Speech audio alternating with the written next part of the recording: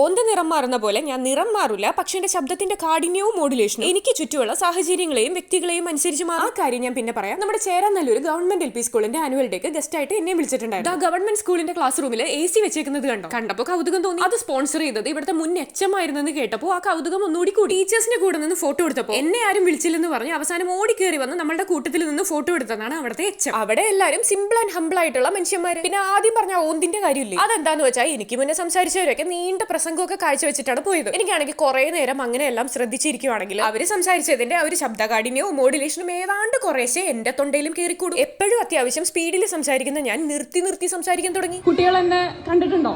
എവിടെ കണ്ടിട്ടുണ്ട്? യൂട്യൂബിലോ? ആരാ യൂട്യൂബ് കാണിച്ചു തന്നെ?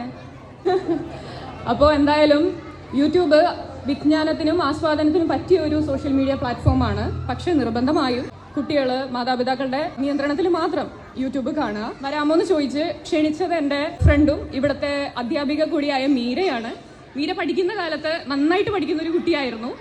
ഇപ്പോൾ അധ്യാപികയായപ്പോൾ നന്നായിട്ട് പഠിപ്പിക്കുന്നൊരു അധ്യാപികയായി എന്നറിഞ്ഞതിൽ എനിക്ക് വളരെ സന്തോഷം. ഇവിടുത്തെ ഹെഡ് മിസ്ട്രസ് എത്ര ആക്റ്റീവായിട്ടുള്ള, എത്ര ഹംബിളായിട്ട് സംസാരിക്കുന്ന ഒരു മിസ്സാണല്ലേ അത്.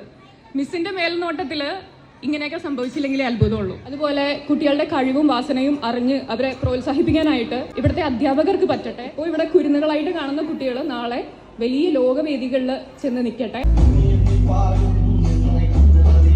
സോറി, ഡാൻസ് കളിക്കണമെന്നുള്ള ആവശ്യം ഞാൻ തീരെ പ്രതീക്ഷിച്ചിട്ടുണ്ടായിരുന്നില്ല. അപ്പൊ ഞാൻ പറഞ്ഞു വന്നത് ഇതൊക്കെ തന്നെയാണ്. അവിടെ ടീച്ചേഴ്സും നോൺ ടീച്ചിങ് സ്റ്റാഫും PTA കൂടി പഞ്ചായത്തിന്റെ സഹായത്തോടെയാണ് ഇത്ര ഭംഗിയായിട്ട് ആ സ്കൂൾ നടത്തിക്കൊണ്ട് പോകുന്നത്. കുട്ടികളൊക്കെ സ്വന്തം അമ്മമാരോട് സംസാരിക്കുന്ന പോലെ അവിടെ ടീച്ചേഴ്സിനോട് സംസാരിക്കും. ഈ പരിപാടിക്ക് കുട്ടികളെ ഡാൻസ് പഠിപ്പിച്ചതും ഒരുക്കിയതും ഒക്കെ അവിടുത്തെ ടീച്ചേഴ്സ്. കുട്ടികളെ യോഗ പഠിപ്പിക്കാൻ വരെ അവിടെ ടീച്ചേഴ്സ്. അതെല്ലാം കൊണ്ട് 1ാം ക്ലാസ് മുതൽ 4ാം ക്ലാസ് വരെ 200-ൽ കൂടുതൽ കുട്ടികൾ അവിടെ പഠിക്കുന്നുണ്ടെന്ന് അറിഞ്ഞപ്പോൾ എനിക്കത് അത്ഭുതമായി. അവിടെയുള്ള എല്ലാ നല്ലവരായ മനുഷ്യന്മാർക്കും എന്റെ ആശംസകൾ.